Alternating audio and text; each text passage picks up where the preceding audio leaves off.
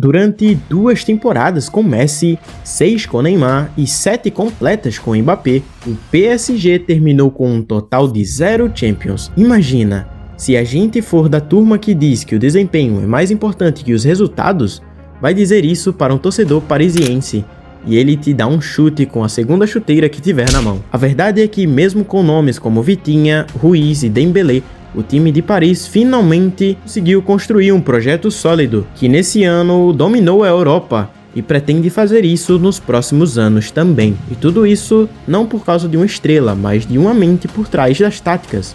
Luis Enrique Martínez Garcia, esse treinador espanhol subestimado por muitos, deu forma ao sonho do PSG e tornou real a possibilidade de ganhar a Champions. E ganhou com sobras, fazendo uma final incrível, dando 5-0 na Inter de Milão. Ele transformou um elenco cheio de vaidades em um time competitivo, coeso e uma mentalidade vencedora.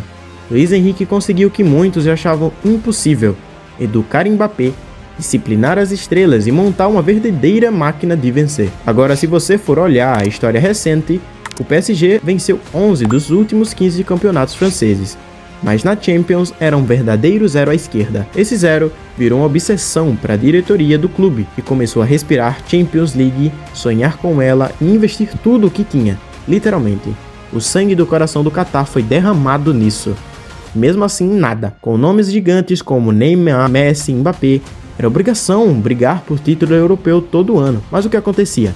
A história se repetia como uma música de dor. Brilhava na fase de grupo, pegavam um time cascudo nas oitavas e derretia. A única exceção foi em 2020, em plena pandemia, quando chegaram à final. Mas perderam ela de forma dolorosa para o Bayern, com um gol de um ex-jogador. E sabe o que isso revela? Que o problema não era talento, era mentalidade. O PSG virou uma espécie de resort de luxo para jogadores famosos, um elenco cheio de estrelas, mas sem alma coletiva, sem espírito de luta e diante de pressão, desmoronavam. Foi aí que a diretoria tomou a decisão mais difícil, porém mais certa: transformar aquela colcha de retalhos de estrelas em um time de verdade. E para isso, precisavam de alguém com visão, com coragem, com autoridade. Alguém que não fosse apenas mais um bajulador de estrelas, mas que soubesse dizer não até para um Messi da vida. Alguém que não viesse para agradar, mas para comandar. E então chamaram Luis Enrique, um treinador que, apesar de não ser considerado top tier pela mídia, é mestre em criar ecossistemas vencedores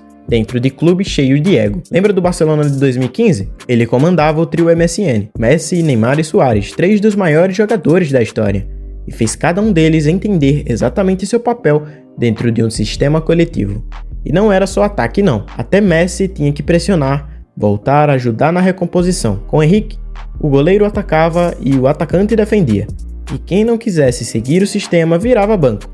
Simples assim. Aliás, Luis Enrique nunca teve medo de contrariar a opinião pública. Foi assim com a seleção da Espanha também. Depois do fim da era dourada de Xavi, Iniesta, Casillas e companhia, a Espanha voltou ao limbo.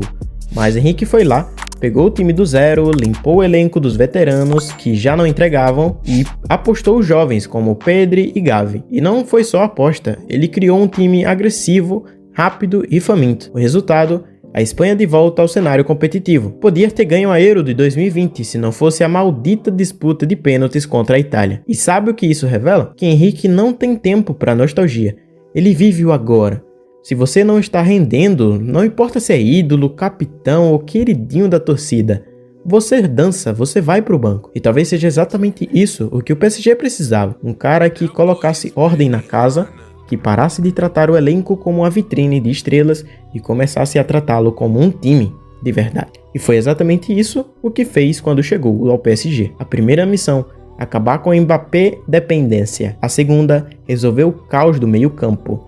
A terceira, e talvez a mais importante: criar um time imprevisível, onde qualquer um pode decidir. Porque convenhamos, depender só de um cara nunca dá certo, especialmente na Champions, onde qualquer erro custa caro. O PSG virou um time que só sabia jogar de uma forma: bola no Mbappé e reza para dar certo. E isso não funciona contra gigantes da Europa. Luis Enrique entendeu que para ganhar a Champions, o PSG precisava deixar de ser um time de PlayStation e virar um time de verdade. Então ele começou a ajustar o estilo de jogo, tornando o ataque mais coletivo, mais fluido, mais difícil de prever. Mbappé passou a ser só mais um dentro do sistema, e se ele não ajudasse na marcação, virava banco, como virou muitas vezes na temporada passada. Mas como era de se esperar, isso não agradou o astro.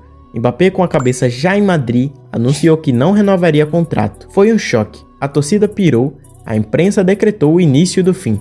Mas sabe quem não se abalou?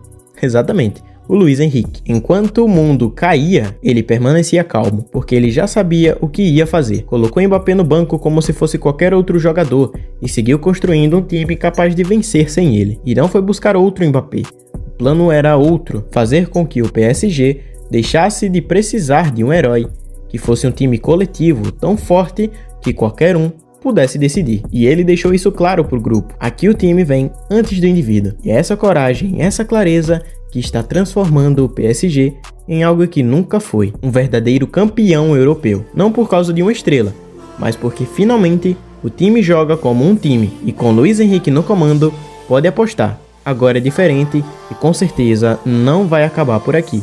Ele ganhará uma outra Champions no futuro.